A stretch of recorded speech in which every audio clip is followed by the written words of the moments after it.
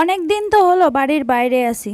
অনেক দিন বাড়ি যাওয়ার জন্য মনটা ছটফট করছিল, তাই চলে গেলাম দেরি না করে এই বাড়ি। আসসালামু আলাইকুম, কেমন আছেন সবাই? আলহামদুলিল্লাহ, আমি অনেক ভালো আছি। আপনারা যে যেখানে আছেন নিশ্চয়ই ভালো আছেন। চলে আসলাম একটা আপনাদের মাঝে নতুন ব্লগ নিয়ে।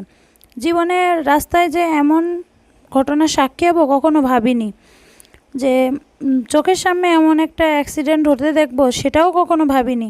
কিন্তু কার কপালে কী আছে কেউ কি বলতে পারে বলুন? আপনি আমি কয় মিনিটের জন্য নিরাপদে আছি সেটা কেউ জানে না আল্লাহ ছাড়া। আপনি আমি কয় মিনিট জীবিত আছি সেটা কেউ জানে না আল্লাহ ছাড়া।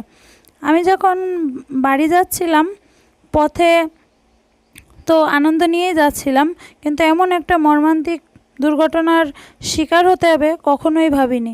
কারণ আমি তো জানতাম না, তাই না? আপনারা কি জানেন? জানেন না। এই জন্যই আছে যারা মা বাবার থেকে দূরে থাকে তারাই কিন্তু আসলে বুঝে যে কতটা কষ্ট হয় তাদের ভিতরে। একটা মেয়ে বিয়ের পরে যখন মা বাবা ছেড়ে যায় সে মেয়েটাই জানে আর তার আল্লাহ জানে তার কতটা বেশি কষ্ট হয়।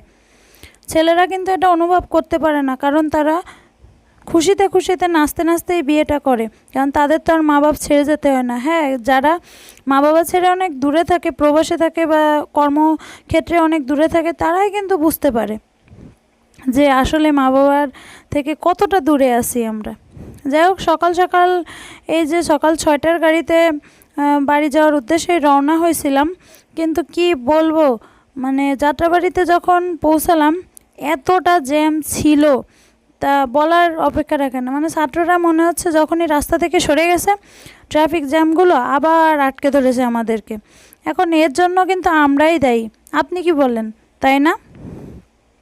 যাই হোক, তাই পথে থেকে আপনাদের সাথে কিছুটা শেয়ার করলাম যে হ্যাঁ আসলে আমি কোন পরিস্থিতিতে যাচ্ছি। এই সকাল 6টায় যদি এই সিনারিটা হয় তাহলে একবার ভাবুন 8টা 9টা বাজলে কি হবে এখানে।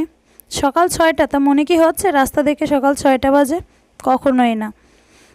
যাই হোক, বলতে বলতে যাত্রাবাড়ি পার হয়ে একটু স্বস্তি পেলাম, কারণ হাইওয়েতে কোনো বাধাবিঘ্ন নেই, স্বস্তি। এই যে আমি বসে আছি, আপনাদের ভাইয়া আছে, আর আমার মেয়ে তো আছেই, সে ছাড়া তো হবেই না। তা ওর জন্য আমি আসলে এখন যেহেতু গরুর দুধ খাই, এভাবে দুধ গরম করে বাসা থেকে নিয়ে আসি, এই দুধেই ওর সারা রাস্তা হয়ে যায়। তার সাথে টুকটাক অন্য অন্য খাবার খাই। আর এই দেখেন বাঙালির স্বভাব, এসিটা তুই কুরিয়ায় পাঠা, তা না, ও বাসে যাবে সাথে ফ্রিটাও এসিটা বাড়ি নিয়ে যাবে। এই এসি কি বাসে বহন করার জিনিস ভাই বলেন তো? তাহলে ট্রাকগুলো কি করবে আপনারাই বলুন, কুরিয়ার গাড়িগুলো কি করবে? মানে আমরা বাঙালি যেখানেই যাই বলে না যে ঢেকি স্বর্গে গেলেও ধান বানবে, বাঙালির অবস্থায় হয়েছে তাই, যে যেখানেই যাক না কেন সে তার কর্ম চালাই যাবে। বলতে বলতে চলে আসলাম পদ্মা সেতুর উপরে। পদ্মা সেতু ক্রস করে যায়, আমার তো মনে করেন বাড়ি যাওয়ার আনন্দে মাথা ঠিক নেই। তা আপনাদের ভাইয়া তখন বলছে ওই পদ্মা সেতুর পদ্মা নদী সব পার হয়ে গেল, তুমি তো কিছুই শেয়ার করতেছো না, করবা না। তারপরে হঠাৎ করে ফোনটার কথা মনে পড়লো, তাই একটু ক্যাপচার করে নিলাম।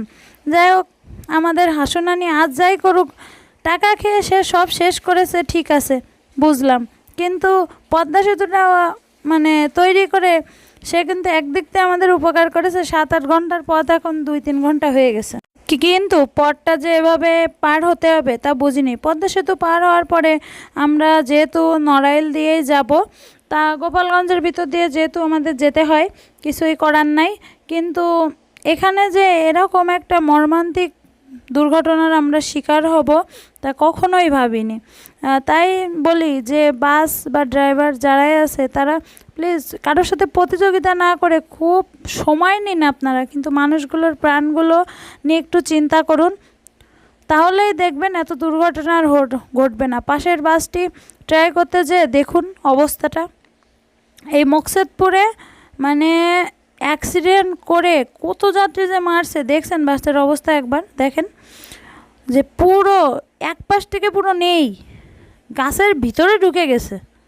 তাহলে ড্রাইভারের মানে কি অবস্থা চিন্তা করেন, সাধারণ মানুষগুলোর কি অবস্থা, যে গাছ এক পাশটা পুরো ঢুকে বাসের এক পাশ উড়াই নিয়ে চলে গেছে। যাই হোক, দৃশ্যটা দেখে কিন্তু খুবই খারাপ লাগলো, যে মানুষ কতটা মারা গেছে আল্লাহ পাক জানে ভালো, কি অবস্থা, ছোট শিশু থেকে সবই তো থাকে।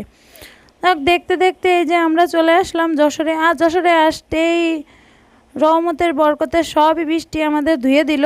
অনেকক্ষণ দাঁড়ানোর পরে এই যে আমরা একটা ভ্যান ঠিক করলাম, আর আমার মেয়ে তো ভ্যানের পরে উঠে ব্যাগপাতি সব বাড়ানো শুরু করে দিছে, কারণ সে তো মহা আনন্দে আছে। ছোট মানুষ ট্রাভেলিং করতেছে, আনন্দ থাকবে, এটাই তো স্বাভাবিক, তাই না? যাই হোক, দেখতে দেখতে আপনাদের সাথে আমি সবই শেয়ার করে ফেললাম। আমার ভিডিওটা ভালো লাগলে অবশ্যই লাইক কমেন্ট শেয়ার করবেন। আজকের মতো বিদায় দিচ্ছি, আল্লাহ হাফেজ।